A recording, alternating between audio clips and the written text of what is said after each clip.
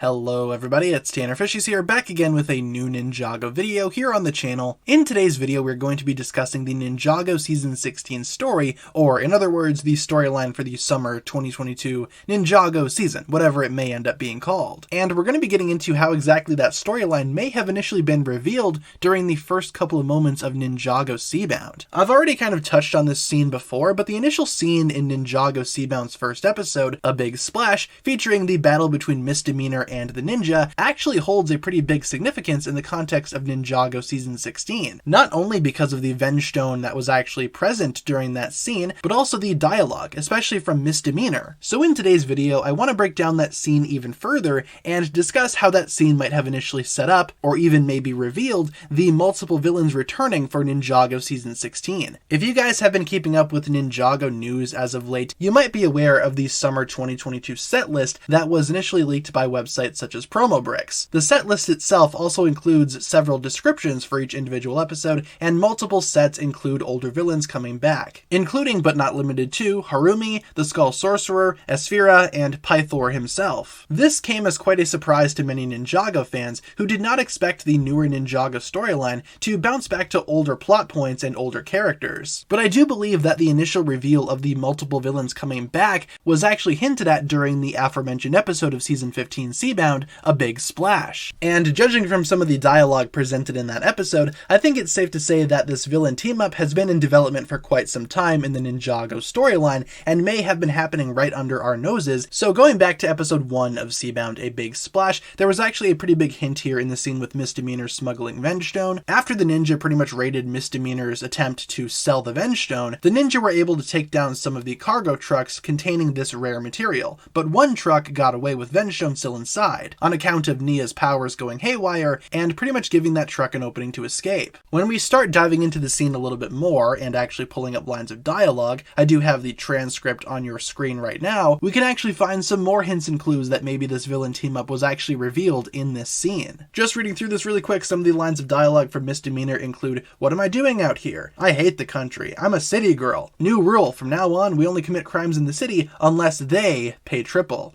They are paying triple. Why'd they want to meet out here anyway? We're in the middle of nowhere. Probably so those nosy ninja don't find us. Hopefully you enjoyed that 10 out of 10 Oscar-worthy acting on the part of myself. But yeah, looking into the dialogue even further, there are multiple uses of the word they, especially coming from Misdemeanor herself, and also a few of the henchmen characters. Now the use of the word they, I do want to take a look at even closer. Misdemeanor could have been referring to a single person in this scene, but they use the word they because the Ninjago showrunners do not want to reveal his or her identity just yet. The identity of this mysterious character that Misdemeanor is referring to as they. This is often a common thing that we see in movies and TV shows because that would narrow down the suspects even further. Because Misdemeanor was most likely meeting with the Venge Stone buyer here, yeah, I can see why Ninjago wanted to use the word they. However, there is a chance that she might have been referring to more than one person as well, hence the they word being used. They traditionally refers to more than one person, I'm sure you guys know that. And if Misdemeanor and her henchmen were truly referring to more than one person here, this could have been a chance for the big villain team-up to make their first appearance. Unfortunately for us, the ninja showed up and ultimately decided to create a large distraction, and while their assault on Misdemeanor's forces may not have been 100% successful, I do believe the scene itself still provides us with a lot of hints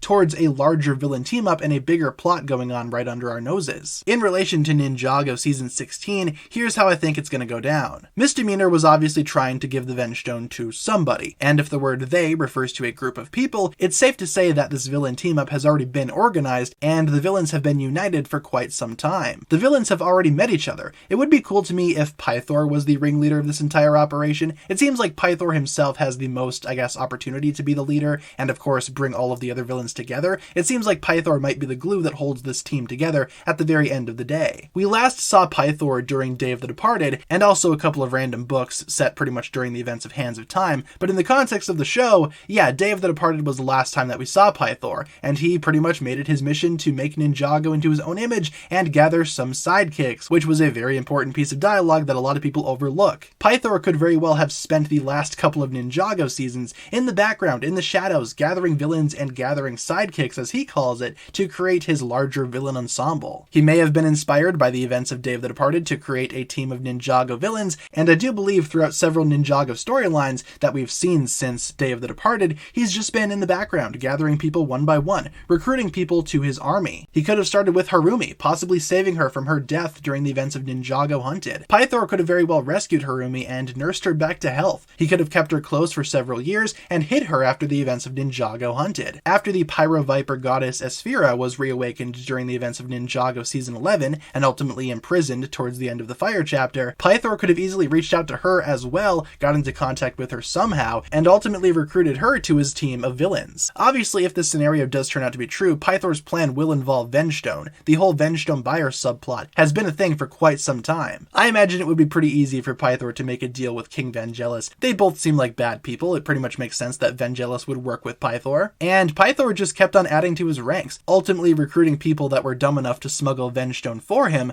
like the case was with Misdemeanor. And this entire plan by Pythor might just be his way of enacting revenge on the ninja team. I believe out of every single villain that we know will be coming back in Season 16, I think Pythor has the most amount of potential here to have been the one to organize this entire thing. Hiding from plain sight, planning his next form of attack, planning his big revenge scheme. In all honesty, I do believe that the villains were in fact there during the events of Ninjago Seabound's first episode. They were probably en route to Misdemeanor's location, but ultimately decided to back off once the ninja showed up. Obviously, Pythor doesn't want to reveal his plan just yet, because then this entire thing would have been for nothing. In all honesty, I additionally see the entire storyline of Ninjago Seabound as one big convenience to Pythor and his team. The entire rest of the season with Kalmar and Wajira, that was simply just one big distraction, while the real enemy lurked in the shadows. Obviously, Kalmar and Wajira played a very big role in threatening Ninjago, but I doubt they were associated with Pythor and his new villain team. In my opinion, Pythor could have seen the Wajira invasion of Ninjago City as a huge convenience to himself and his plan. While the ninja were distracted with Kalmar and Wajira's invasion, Pythor could have been busy working on the side, organizing his plan even further, keeping things in order, and like I said, I think it's very much a possibility that Pythor has been in the background, pretty much operating in the shadows this entire time. I think that would be an awesome storyline, and I think it's very likely considering the actual hints that we saw during Seabound's first episode. I'm excited to see what Season 16 has to offer, and I get really excited analyzing these hints and clues that Ninjago the show actually gives the fan base. I think there's a lot to consider here, but let me know down below in the comments what you think about all of this. That'll pretty much wrap it up for my video here today, you guys, just discussing the initial scene of Ninjago Seabound and how it might hint towards a greater scheme or a greater plan operating in the shadows throughout multiple Ninjago stories. Let me know what you think down below in the comments, and hopefully you enjoyed today's video. That'll pretty much wrap it up for my thoughts here today. Thank you so much for watching, you guys. If you enjoyed today's video, feel free to like, comment, subscribe, do all that fun stuff,